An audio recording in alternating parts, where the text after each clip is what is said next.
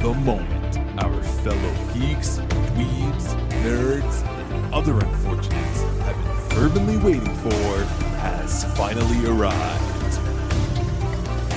It's time for TMI, Confessionals of the Nerd Kind.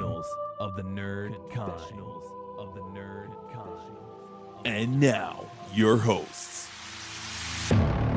Jeff Nerfherder Chandler, Jim Kaiju Baker, and Christina Yojimbo Henry. You can continue.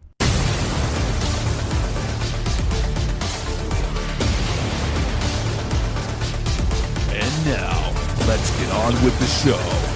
Here is TMI. Okay, so should we let's get this done then, WandaVision. Sure. Okay, WandaVision. Are we in? I think we are in. Yeah. Hi, everybody. Welcome. Hi. WandaVision. WandaVision. I want to say long division every time I say this title. WandaVision. Well, it's been a long time coming, so. Just by way of explanation, we are embarking on a 5-bucket episode that you will hear a little bit later this week. And it is not our intent to do mini episodes on every single episode of WandaVision like we did for Mandalorian, and we will continue to do once season 3 comes out.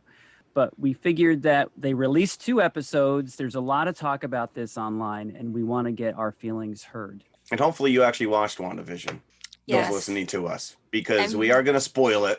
Not that there's a lot to spoil, to be honest with you, on these first 2 episodes. But Jim and I just were having this discussion. Part of the reason why I wanted to push this so bad is it's getting a lot of negative press on social media. And I think a lot of people are just not getting it. And I loved this. I agree with you. I think that what they're setting up here is very clever, very ingenious, and very true to these characters. And yet, if you only know Wanda and the Scarlet Witch and Vision from the MCU, people are like, this is the meaning to these characters. It's a stupid sitcom. I don't get it. Which is completely short-sighted. And obviously they're setting something else up here. Yeah, and I think that you certainly get a taste of it in the first episode, but by the second episode, it's really there. There's a sense that there is something wrong. There's something underneath the surface of everything that's happening. Plus, if you're actually paying attention, that there's a time shift from the first episode to the second episode, which doesn't normally happen in real life. So obviously something weird is going on. But I love this because I love character development. And I love things that sort of build slowly and they sort of have this eerie sense. It kind of actually had a little bit of an X-Files flavor to me. Yeah, there's a lot of little mystery stuff going on in the background. And I think that like people who are just accustomed to like MCU movies where people punch each other a lot and make quips, then like this might not be their thing. But this is not this. Yeah, what we're seeing right now is not. It's progressing. Yeah. The storyline is progressing and you stick with it. And I'm assuming that it's all going to pay off, but people are just so like ready to this. I don't want to. Vision's already dead. Well, how is he alive? And it's again, it's a very short-sighted dismissal of this whole thing. Could you think of the fact that maybe Vision is still dead and there is something else going on here? Can you allow it to play out before you slag it off completely? And I'm glad of the fact, I think they upped the episode count.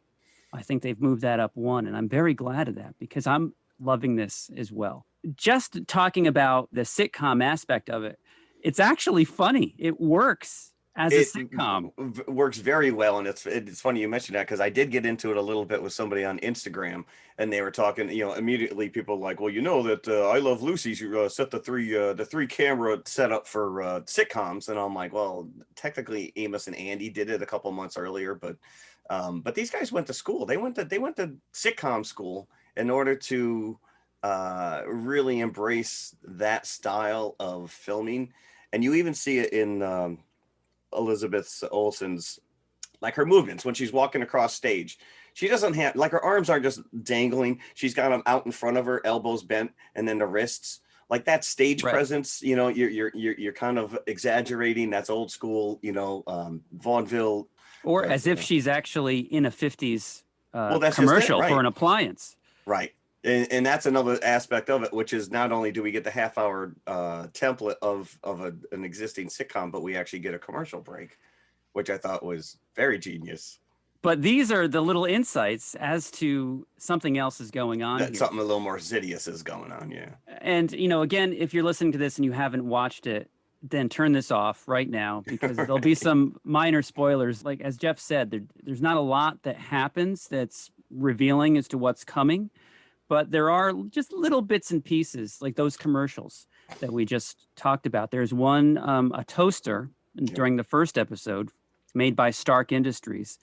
And anybody familiar with Wanda's story from the MCU, she had a hatred for Tony Stark, which was established in Age of Ultron. Age of Ultron, yep. And this toaster, as the commercial fades, the toaster is blinking very nefariously with a red light.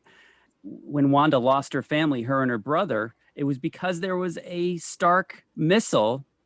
They were trapped with it in their apartment, and I can only assume that the light was blinking in the same fashion. And then the next commercial is for a watch from Strucker, which is Baron Wolfgang van Strucker. Complete with a Hydra logo on the watch face. Which resulted in my son starting to yell a lot, because he's like, how can Hydra be part of this? Because Hydra is gone, because he's watched Agents of S.H.I.E.L.D. I have not. Yeah. And he's like, Hydra is completely 100% gone. I'm like, also Vision is dead. So like, can we just accept that like whatever's happening on this show is not going to be the same? And like, I know that I've read that this is somehow tying in with Doctor Strange and the Multiverse of Madness. So it's possible that this is a multiverse story. And I think that this is going to be the kind of series that really rewards patience if you just let it play out. Correct. Like, especially knowing that it's going to lead into Doctor Strange too. Because if you're familiar with the comic series itself, I mean, House of M was a huge Scarlet Witch centric storyline in which she basically loses her mind. You're starting to see things unravel. I mean, even without really kind of digging too deep. And what was wild is that initially I didn't really think there'd be that much to talk about this, but then after watching the 2 episodes, I'm laying in bed and I'm thinking it through, and I'm like, there's like so much that really is going on here.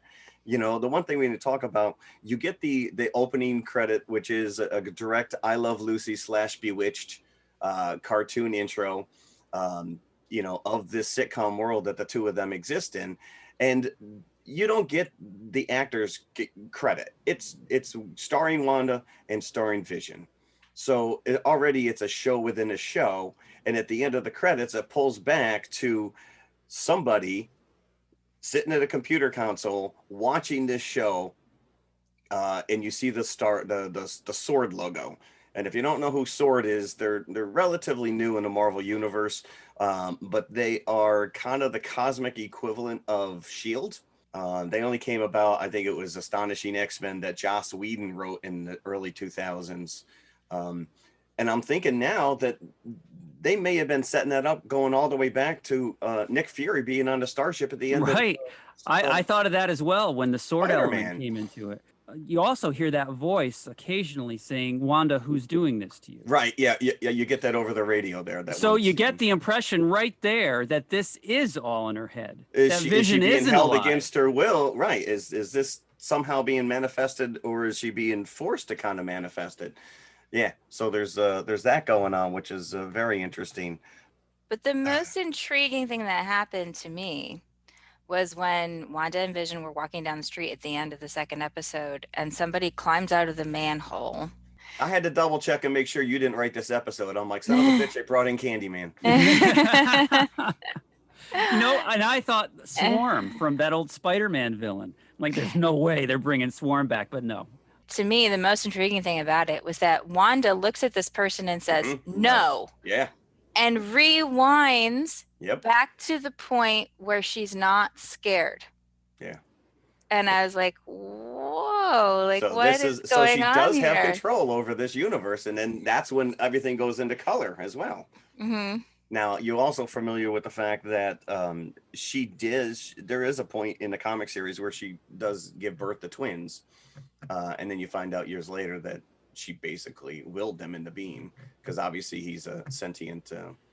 Well, didn't that have something to do with Mephisto as well? And Yeah, I don't know which if they're could, really. I don't know if they're gonna. but if this bring ties in into Mephisto and all Doctor that, Strange, who Yeah. that is something very much Yeah. in Doctor Strange's lane. So they Correct. could go in Yeah. a million different directions. No, yeah, And I just want to say that I think Elizabeth Olsen is amazing. Like, just the way she performs these characters, and it's two distinctly different characters, even from the first episode to the second episode.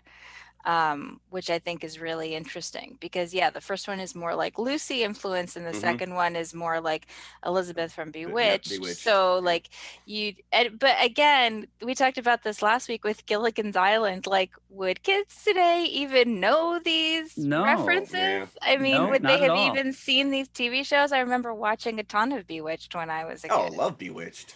And you know what's funny is I immediately thought that about Elizabeth Olsen herself. Like, she's even too young to get these references. But I was reading an article about this, and there is a tie-in because her sisters spent all those years on Full House. Yeah. And Right. she said going to the audience, she wasn't on the show herself, but she would witness this as an audience member. And they actually had, I don't know in both episodes, but a live studio audience for the filming of WandaVision. Yeah. Yeah. Do you think she was forced to wear her sister's line of clothing when she was a kid? Probably. Yeah, I wouldn't be I bet you surprised. she was forced to endure those Mary-Kate and Ashley videos. You know what we haven't mentioned yet is that this also features Emma Caulfield. I was going to bring up because we do have some sitcom royalty stuck in here. I mean, go ahead because this is your lane. Well, she's Anya from Buffy. Anya from Yeah. Buffy. Yeah. And Dottie, she's right? quite good in this part. Like, she's really well suited to this kind of role. Tellingly, she played a demon on Buffy. So Mephisto may not be far behind. Well, so let's go back to the fact that twice now we've seen, well, three if you go to the end, but a color element a la Pleasantville. It's a black and white world that they're living in, and all of a sudden this little helicopter drops in her rose bushes, and it's a fully realized colored sword. It's colored just like Iron Man, to be honest with you, but it does have the sword logo on it. And then later Dottie cuts her hand and her blood is red, where the rest but she doesn't really seem too shocked by it, which I found interesting. There's also, well, during that scene, she's looking at Wanda and she's like, who are you? You? Where am I? Like, she seems very disoriented. And there's a couple of scenes, not just with her, but like with other characters, where it seems like either everyone's sort of in the same shared illusion, or like it's a glitch in the system. Right. It could be one or the other. The scene in the first episode when Vision's boss starts choking and his wife keeps saying, stop it. Stop it. Like, and she just keeps repeating it over and over again. Like she's on she's a tape loop. Yeah.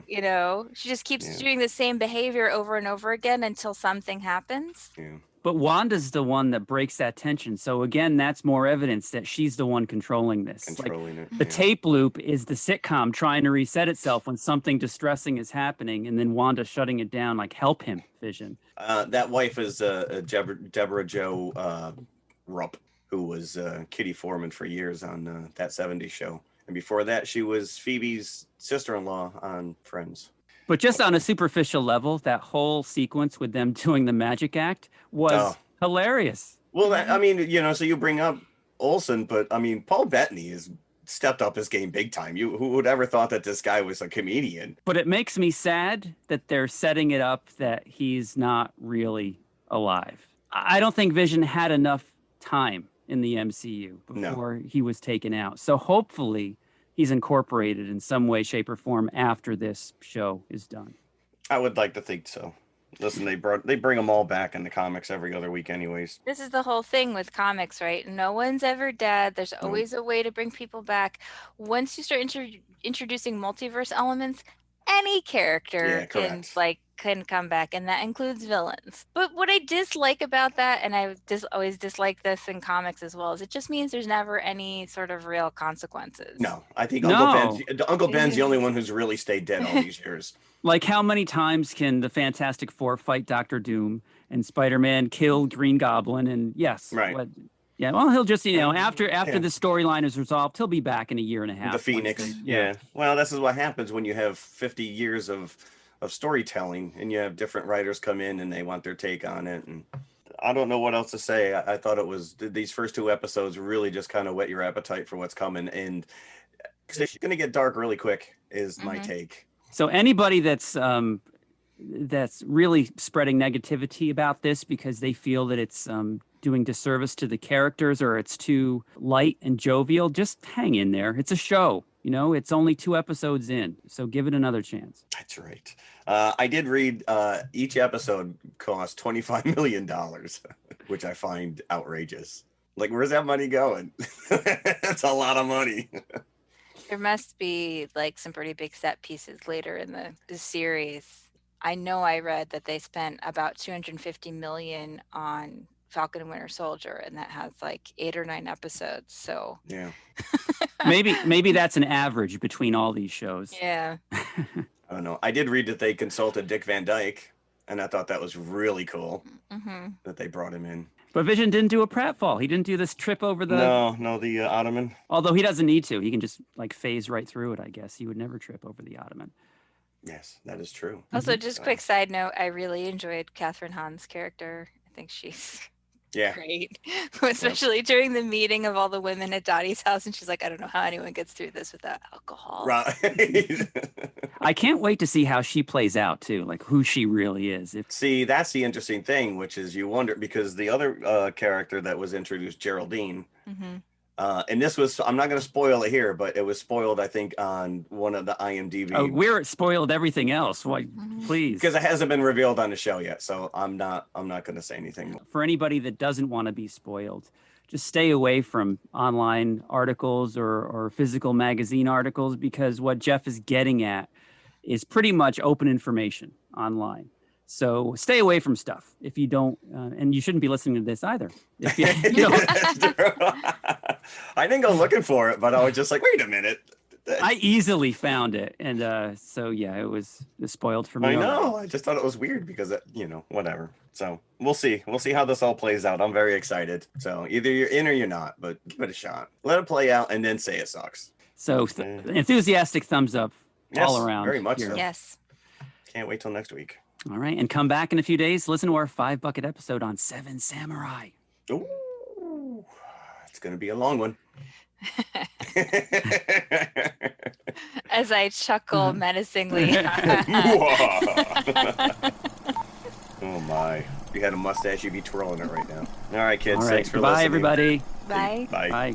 Hello, everybody. If you liked the podcast you just heard, then please follow TMI on all of our social media outlets. First and foremost, email us at tmipodcast2018@gmail.com. That is tmipodcast2018@gmail.com. And you can follow us on Twitter at TMI_podcast2018.